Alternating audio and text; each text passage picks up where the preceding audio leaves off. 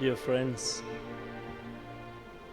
first of all, I must thank Father Matthew for being very kind and generous to me and also giving me this chance this morning to celebrate this Eucharist and to share his word with you.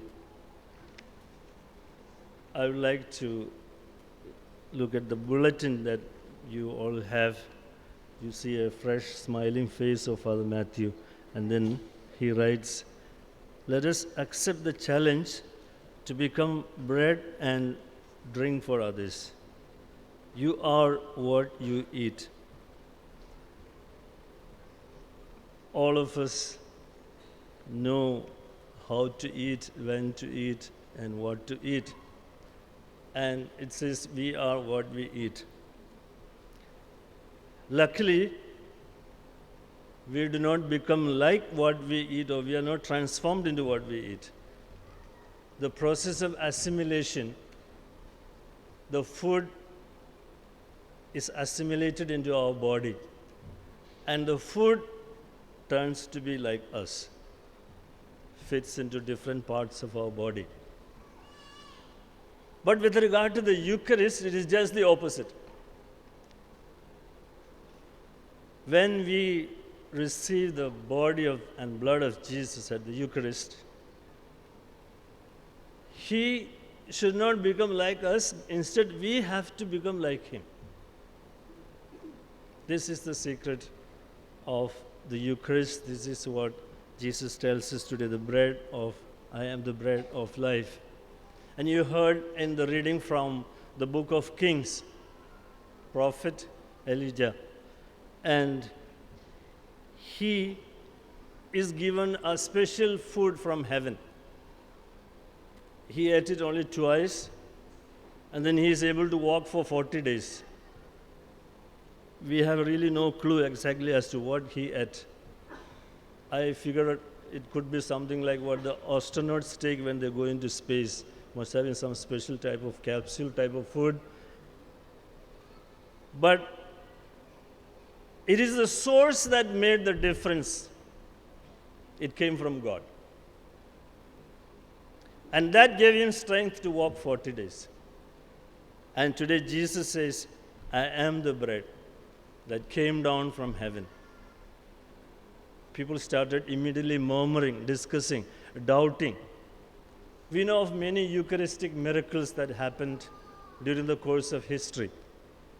I must narrate to you one that happened in my parish recently. You all know Bishop Dominic Jala, who comes here. I'm sure he's our bishop. And we used to give communion in the hand as you do here. But last year he gave us an order not to give any more communion in the hand. The reason being, there was a group of people they call satanic cult, I think. They were ready to pay up to 50,000 rupees, or 60, in Indian money it is 60,000 rupees. I think if it is made into dollars, it might come $1,000, I think. They were willing to part with $1,000 to get hold of a small host, not from the sacristy, but from the church, which is given during Mass. And I told my parishioners, the devil knows what is right, where is God. In the Gospels, we know the possessed one shouts out, we know you are the Christ, and we know why you came. Pharisees and others, they still started doubting. They had discussions among themselves. They found fault with what he did. But the devil said, we know who you are. They were not willing to part with even a cent to get a host from any other church except the Catholic Church. I said, this is the greatest sign for us to believe in the Eucharist. Jesus is real. And I see this so much in this parish. 30 different ministries. Yesterday I saw the table of plenty and all the other works that are being done. I like the cover picture on this bulletin. we love our senior parishioners. Eucharist is also a memorial. I know of elderly people who are affected by Alzheimer's disease, but when I see youngsters with this disease, I feel a little worried. Alzheimer means we forget. When children forget their parents, we forget our teachers, we forget people who have been good to us.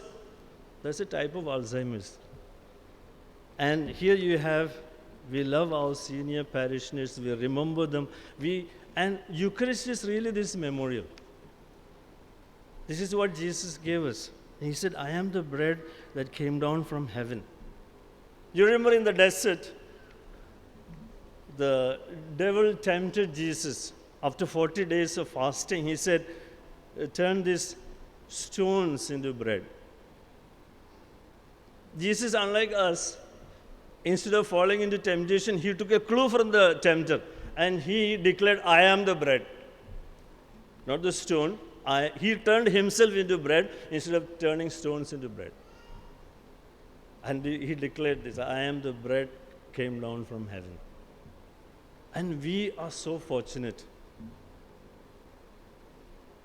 to be part of this church where we have the Eucharist.